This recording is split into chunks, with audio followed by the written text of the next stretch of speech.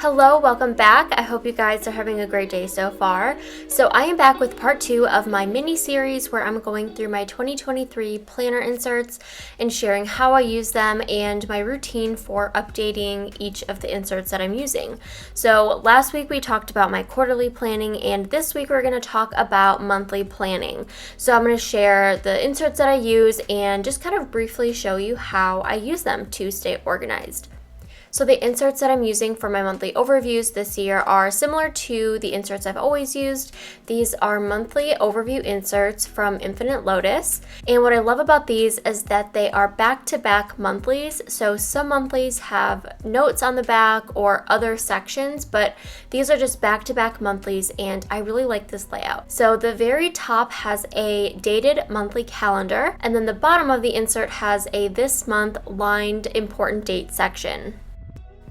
So I have set times where I sit down to update my agenda.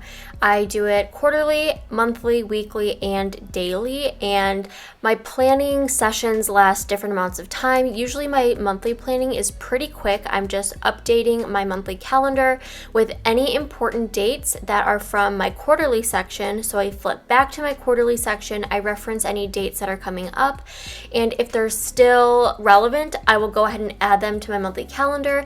If it's something I've already completed or something is canceled, I don't add it. My quarterly section is for more long-term planning, so anytime I get an appointment that's a few months out, I add it to my quarterly section first.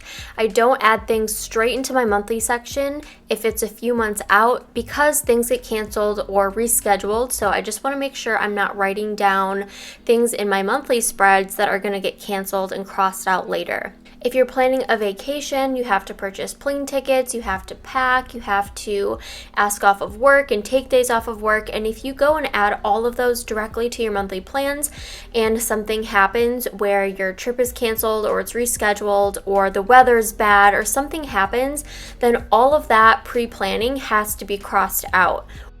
But generally, if I'm planning something that is 1 month out, I can go ahead and schedule it right into my monthly view. It just kind of depends. But at the beginning of every month, I sit down, I reference my quarterly section, and then I start planning my month. So as you can see here, I'm putting in some stickers from Infinite Lotus for days that I have bills due and also days for appointments. So on the actual calendar portion, I just use that for highlighting certain dates, and I use my transparent dot stickers, and I also add in some other stickers. So you can see I have the Infinite Lotus ones and some planner spot icons for different appointments just to get more of a visual and to make my planner look a little bit more appealing to me. And then all of my important dates just get listed at the very bottom. And generally speaking, my monthly spread is very straightforward.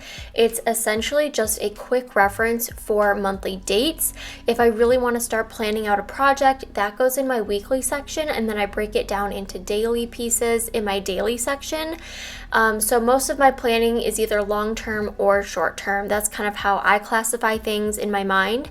So long-term goes to my quarterly section, short-term gets fully planned out and scheduled in my weekly section, and my monthly section is kind of the middle place where I remind myself of dates and I have a quick view so I can access dates, and if I'm on the phone, I can kind of get a visual of my calendar, but it's not where any planning happens, if that makes sense. It's more just for referencing dates. So that's why I just have a very basic overview layout, and if I want to start scheduling things out that I know are going to happen, I will go ahead and add them to my weekly section.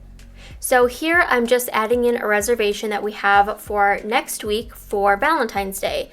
Since we've had this reservation planned and we know we're going and we're excited to go, I'm putting it straight into my weekly section now that we are in the month of February. But generally, even if we've had this planned for a month, it doesn't go into my weekly section until I'm ready to sit down and do my weekly planning for that week. Next week, we're going to talk about weekly planning, and I already went into it a little bit, but I will show you in depth how I use my inserts and kind of what goes onto my weekly spreads, and then after that, we'll go to daily planning. Before I go, I'd like to thank our sponsor Skillshare and share a class I found super helpful. When I edit my photos for Instagram or even my shorter videos for YouTube Shorts and TikTok, I use Lightroom to color correct and brighten my images with presets.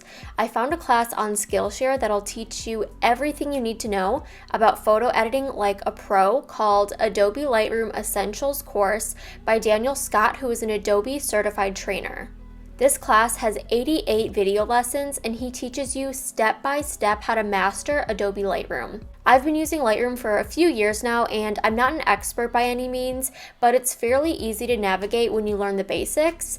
I would recommend this class for anyone who's looking to step up their social media account or for professionals who are looking to polish their imagery for websites, blog, socials, or product listings. Here are some examples of my edits. I use them for personal photos, but I also use them for my website and social content. You can see how the original photos look slightly dull, so I use editing to brighten my photos and to give them a pop without looking over edited.